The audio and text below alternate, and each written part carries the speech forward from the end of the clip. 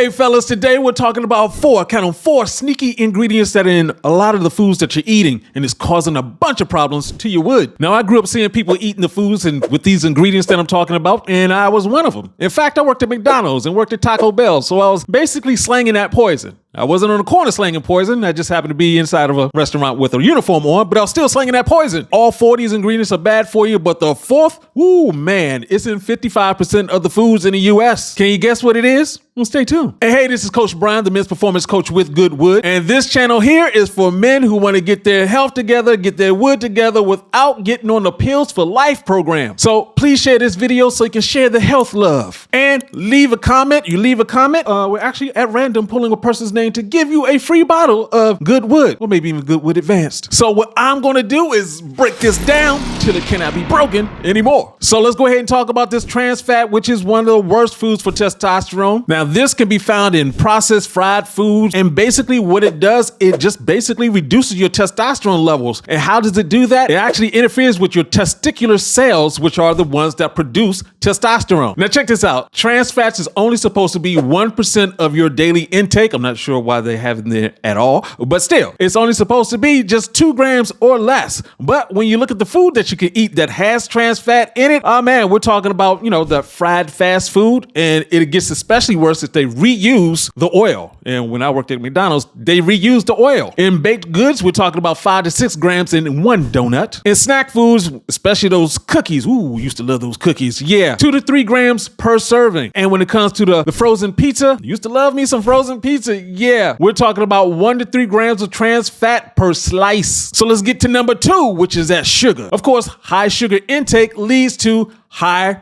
levels of insulin, and that can interfere with your body's ability to produce testosterone. And of course, excessive consumption of sugar can lead to obesity. And when it comes to that mechanism there, we're talking about your testosterone starts being converted to estrogen when you have high levels of fat. Now, the recommended amount of testosterone for you, sir, that's 22 grams per day. But when we look at the food, oh Lord, 1 can of Coca-Cola has 39 grams of sugar. The Snickers bar, regular size, 27 grams. A donut, yes, we talk about donuts again, yeah, 10 to 15 grams of sugar. And ice cream, oh man, ice cream is bad for you, but it has 14 grams of sugar in there. And I did do a video talking about that, so look out for that video. And it's all over the place, and everything else, we're talking about Frosted Flakes, you got 12 grams of sugar in there. Fruit juices and even smoothies, you have to be careful with the smoothies, because even an 8-ounce serving of orange juice has 21 grams. You're only supposed to get 22. You done messed it up first thing in the morning. 16-ounce bottle of Gatorade, 34 grams of sugar.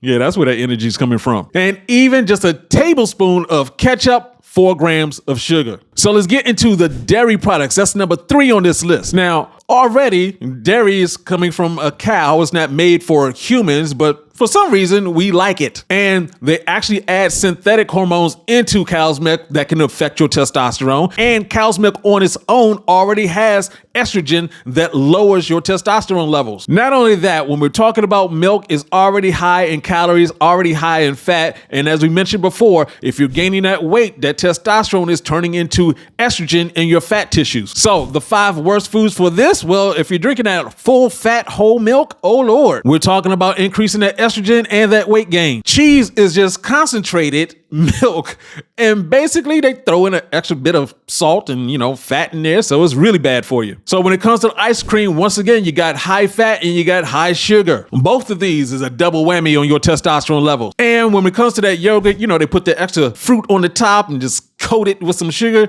Yeah, that yogurt isn't good for you. That's just going to go ahead and spike your insulin levels and causing all types of havoc. And for my fellas who love their coffee and putting that cream in there, you're just dumping sugar. You do know that, right? So let's get this number 4 on this list. Ooh, this is bad because we're talking about soy, which is a phytoestrogen. That means it mimics estrogen in your body. And all this leads to lowering your testosterone levels. Now, you can find this in tofu, you can find it in soy milk, and other soy-based products. Now, soybean oil is the most commonly used oil in restaurants, in processed foods. Now, the problem with soybean oil is that it is high in omega-6 fatty acids, and this can promote inflammation in the body. And of course, that will start messing with your hormone levels. Now, there's some controversy behind soybean and whether or not it's actually good for you or actually bad for you. Here's the truth of the matter. When it comes down to it, it's soybean. It's a plant. It's good for you, But when you take any plant and you put it through such a high process that you need to get soybean oil out of it, you're just making it a bad thing. So yes, soybean is fine for you. Soybean oil, horrible. And the other thing about it, it is calorie dense and you really don't get full eating it. That's the reason why they use it in these products. That's the reason why you start scarfing down those cookies and you never feel full, but you're getting fatter. So of course I couldn't leave you with some things to do to make this easier for you. Number one is to carefully read the ingredients on the food packages, and you want to avoid partially hydrogenated oil, high fructose corn syrup, of course, and other added sugars. Really,